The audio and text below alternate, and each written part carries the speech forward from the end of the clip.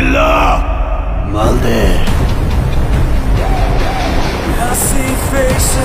সতর্ক না হলে কিন্তু ক্ষতি আছে বরবাদের। আমি আবারও বলছি, যদি একটু সতর্ক না হয় তাহলে ঝামেলায় পড়তে পারে টোটাল বরবাদ সিনেমাটি।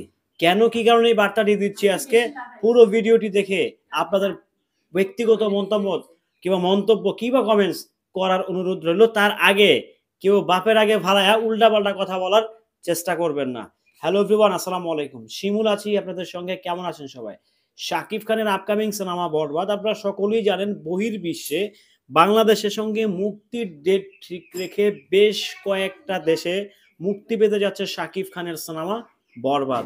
যে সিনেমাটি ডিরেকশন দিয়েছেন তরুণ তুর্কি পরিচালক মেহেদী হাসান হৃদয়, যে সিনেমাটি প্রযোজনা করেছেন তরুণ তুর্কি নারী উদ্যোক্তা শাহরিন আপা।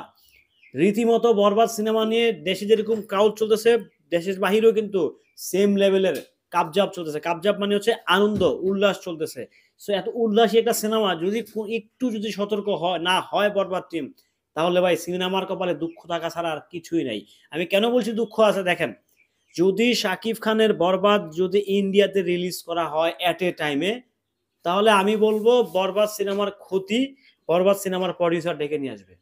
যদি অ্যাট এ টাইমে ইন্ডিয়াতে রিলিজ হয়, আই হোপ যে এটা ইন্ডিয়াতে রিলিজ হচ্ছে না, তারপরে যদি রিলিজ হয়, আমি যতটুকু শুনতে পাচ্ছি যে এই রিদি সিদি নামক যে প্রডিউসার প্রযোজনা প্রতিষ্ঠান, যেটা হচ্ছে ইন্ডিয়ার মুম্বাইয়ের, তো তারা যদি সিনেমাটা ইন্ডিয়াতে রিলিজ করতে চায়, টু বি অনেস্ট, এত হাইলাইটেড একটি সিনেমা, এত বিগ বাজেট, এত বিগ অ্যারেঞ্জমেন্টের সিনেমা, এটা যে কোনো মুহূর্তে লো বাজেট লো অ্যারেঞ্জমেন্ট হয়ে যেতে পারে। কারণ সিনেমা যখন ওটিটিতে কিংবা অনলাইনে চলে আসবে, তখন আনডাউটলি দর্শক সিনেমা হলমুখী থেকে কিন্তু ওই মোবাইলমুখী হয়ে যাবে।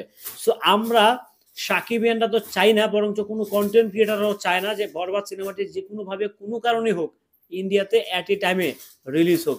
পৃথিবীর যে কোনো দেশে রিলিজ হোক, তাতে কোনো সমস্যা নাই। বাট একটাই সমস্যা ভাই, ইন্ডিয়াতে যদি সকালবেলা মুক্তি দেন, দুপুরবেলা ৩টার শো শেষ হওয়ার আগেই কিন্তু এই সিনেমাটি সবার মোবাইলে, সবার হাতে হাতে। আমি এই কথাটি মানে পূর্বের অভিজ্ঞতা থেকে বলছি। কেমন অভিজ্ঞতা দেখেন, শাকিব খানের তুফান রিলিজ হয়েছে, রিলিজ হওয়ার আধা ঘন্টা পর হচ্ছে সিনেমা কিন্তু চলে আসছে বিভিন্ন সাইডে।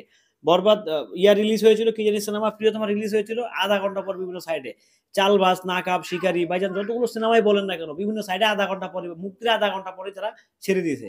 মানে তাদের তাদের দেশের প্রতি তাদের টান থাকবে, বাট অন্য দেশের প্রতি তাদের টান থাকবে নেভার এভার দ্যাট। টান কখনোই থাকবে না।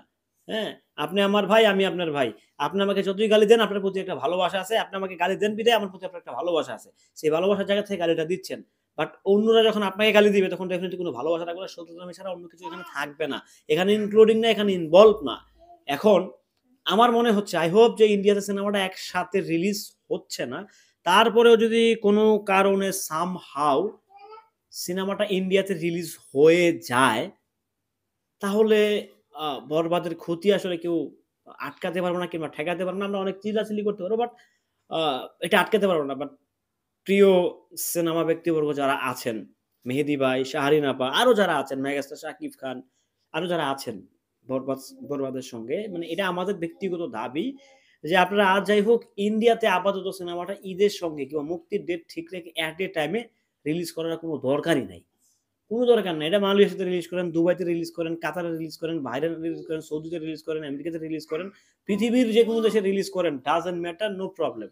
বাট মেইন ফ্যাক্ট ইজ, যদি ইন্ডিয়াতে রিলিজ করে দেন সিনেমাটা, এটার একদম গলা টিপে মারা ছাড়া কোনো উপায় নাই। এটাকে ডিরেক্ট গলা টিপে মাইরা দেওয়া ছাড়া আর কোনো অপশন নাই এখানে। সো প্রিয় সাকিবিয়ানরা, আমার কথা নিশ্চয়ই আপনারা বুঝতে পারছেন। এখন আপনাদের মন্তব্য দিবেন, আমি কি খারাপ বললাম না ভালো বললাম, অবশ্যই আপনাদের মন্তব্যগুলো আমাকে জানিয়ে যাবেন। আপনাদের মন্তব্য শোনার অপেক্ষায় আমি আকুল হয়ে বসে আছি। ভালো থাকবেন, সুস্থ থাকবেন। আল্লাহ হাফেজ।